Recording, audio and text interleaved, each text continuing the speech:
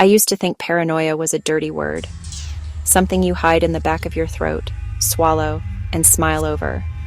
But this is a story about what it feels like when the world won't stop looking at you. I'm a Black woman. I mind my business. I pay my bills. I send 3 texts and a prayer before leaving the house. And then one day, the background noise got hands. It started small. A car that always seemed to turn when I turned. A neighbor who suddenly knew what time I took out the trash.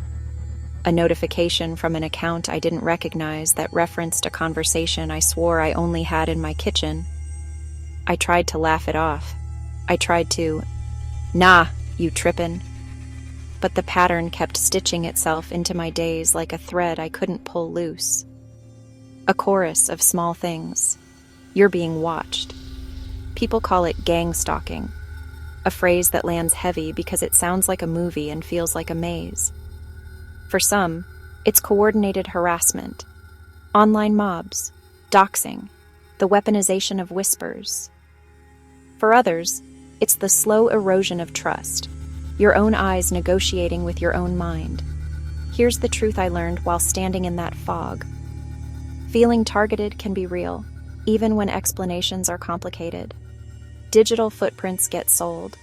Apps listen more than they talk. Neighbors gossip. People project. And sometimes trauma hands you a lens that makes every shadow look like a hand.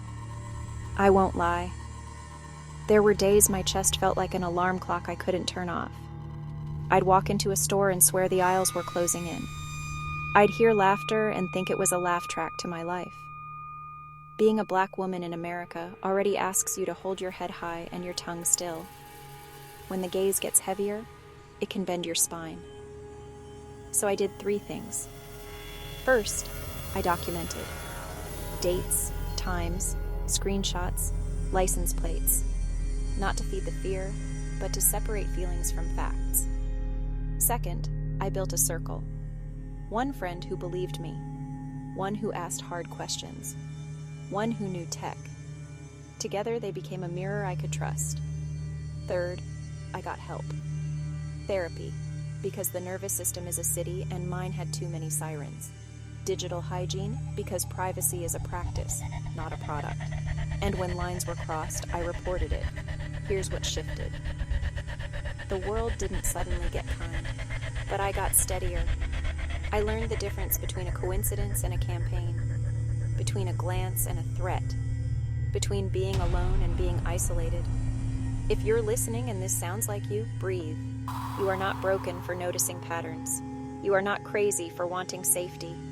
Start with what you can hold, your notes, your people, your breath. Ask for help like it's a skill, because it is. Use your tools, strengthen your boundaries, touch the ground with your feet and make the room real again. And to anyone who thinks this is all in someone's head, remember, a lock isn't paranoia, it's preparation. A community isn't a conspiracy, it's a lifeline. I still hear the hum sometimes, but now it's my voice, steady and clear. I deserve peace. I deserve privacy. I deserve to feel safe in my own skin. So do you. Let's make it true. One boundary, one breath, one brave conversation at a time.